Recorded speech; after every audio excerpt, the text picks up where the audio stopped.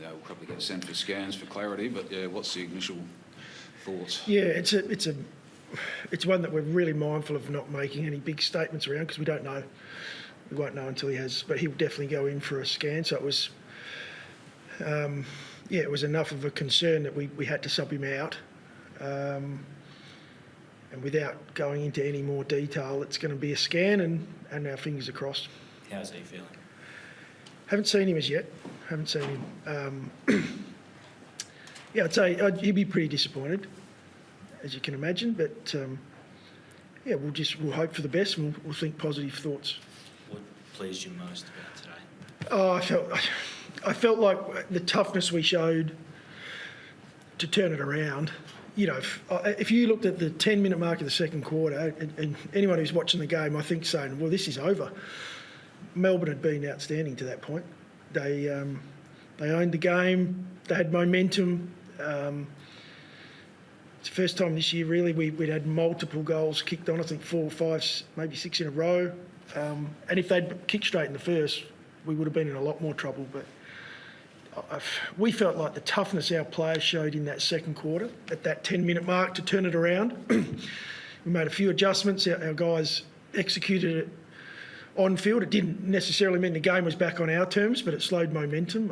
We were just so pleased that they were able to do that. And then, when we got a halftime break and to watch our coaches go to work in that break and actually provide the clarity for our group on what it was we needed to fix, it was really pleasing. So, you finish games like that and you've got to win different ways. So from our point of view, it's a really positive win for the footy club. How much of a talking point was uncontested marks that they were getting at halftime? Yeah, well, that was the main one.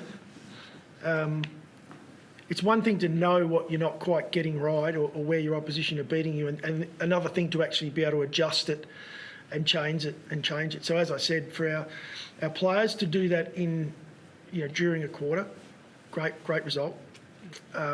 But then to go to another level with that in the third quarter and actually get the game back onto our terms, I thought it's still a great game of footy, a good battle in that second half, but it wasn't the same. It wasn't the same game as we saw in the first half, where our opposition were far too good for us. And so in the end, it came down to the wire, we felt like we had most of the play in that second half. So just to clarify, with that turnaround midway through the second quarter, did you do anything, or did you notice your players change things on well, the goals? both. Yeah. No, I think it was both. When you say we as a coaching group, it was both. It was players in game and it was coaches in the break. And it's what we talk as coaches all the time. Our players win games of footy and they're out there doing it on the day. But today was one of those ones where you've got to get it right for them at the break and be able to explain it. I thought our guys did a fantastic job. Line coaches, Murray Davis, has come in and helped us out. We were able to sit down and talk through the game, and our players then went out and executed. How much of some of their uncontested intercept marks in the back 50 was errant kicking, and how much of it was just not getting the ball brought to ground? Yeah, it looked like the ball was broken for us at a point in that first half. We weren't executing by foot, so I think it was a combination of both that, and that makes it hard when you're unpredictable to your forwards.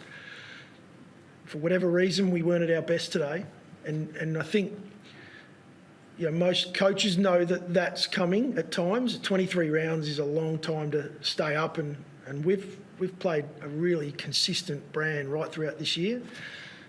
We weren't at our best in the first half, so execution with the ball, like kicking, handballing, our decision making, and we became unpredictable to teammates. And we were up against a great opposition, and especially behind the ball. With May was dominating that first half. Lever, we know how good they are as defenders. If you don't get it right and you don't have connection, it's going to be a tough day. The push and pull between Isaac midfield forward. How did you sort of land today on spending him or having him more up forward than perhaps he has? Well, thank God he was out there in the first half. He was finishing off his work, and I'm not sure how many he kicked, maybe 3, 4 in the first half. Ended up with 5. And we needed that. We just needed something just to keep us in it. We were lucky they didn't kick straight, and it wasn't without going to an individual. I think we were lucky that Isaac was out there in the first half just to finish off the opportunities he got. It kept us in touch, gave us a chance to sort of turn it around into that second half. In the context of the season, that's a huge win for us. Just with where this season sits, the amount of teams that are fighting for the top 8, you just have to win these games, especially at home. And so, really pleasing result. And for us to do it another way, we learned a lot from today, and it was a win. It's not us sitting here saying, we've lost, but we learned. We're actually coming off a win with a great learn. You've talked so much about process, and yet there you're obviously talking about how big the win is in the context of the season. Are the players sensing that? Are you mentioning that at all about we just have to get the job done today? No, we don't. We're not going there at all. I can talk it in here and talk about the season. The reality is the season's into the second half. We know that as a playing group. I'd love to keep them in a week to week and they have no idea where the season's at, but that's never going to happen. They do watch a bit of TV and listen to some of the media, but they've done a really good job of staying in the moment. You talk about what our playing group's been able to do, and some individuals that talk about moments like Dan Curtin in the second half today. He's playing in the moment for a young kid, and he's stepping up in big moments. That's just an example of where we're at.